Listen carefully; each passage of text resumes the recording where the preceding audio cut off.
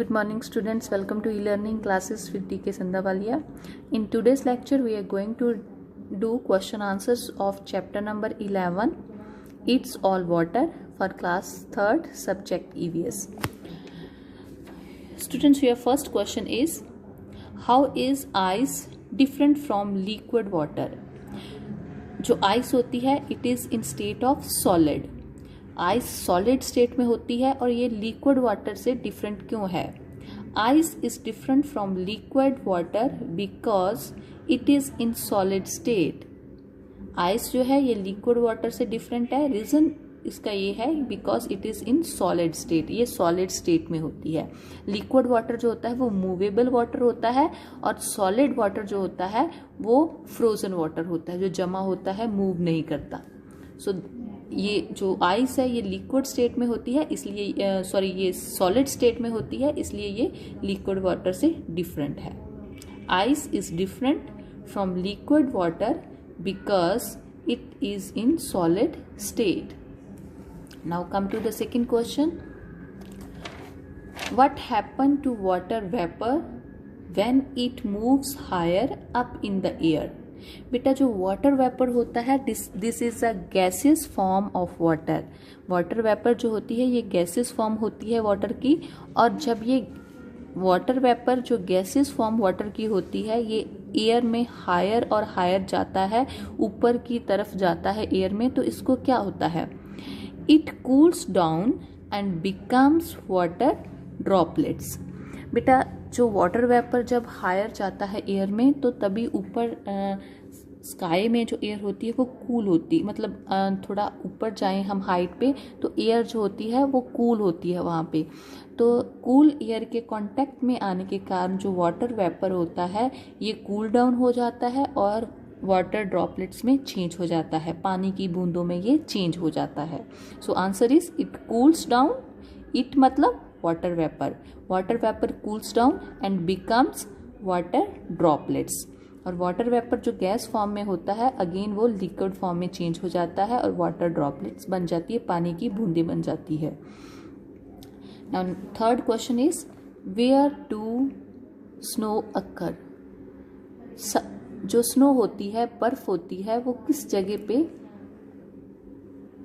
पड़ती है? Snow occur in very cold places.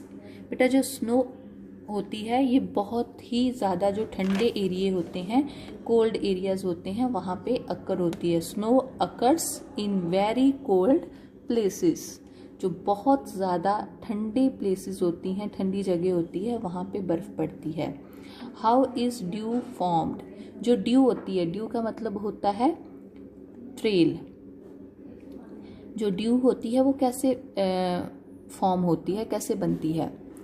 Due forms when water vapour comes in contact with cool surface like grass, leaves etcetera.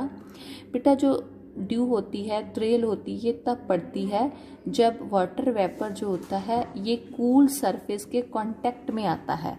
Cool surface कोई भी ठंडी जगह, किसी भी चीज़ का जो ठंडा तल होता है उसके कांटेक्ट में, जैसे ग्रास होते हैं, लीव्स होते हैं, ये नाइट टाइम पे बहुत ज़्यादा कूल होते हैं, ठंडे होते हैं.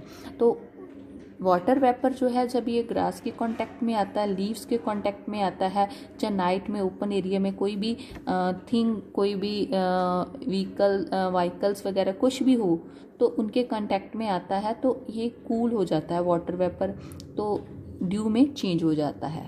सो answer is due forms when water vapour comes in contact with cool surface like grass, leaves etcetera. Now next question is, how do hailstones grow in size?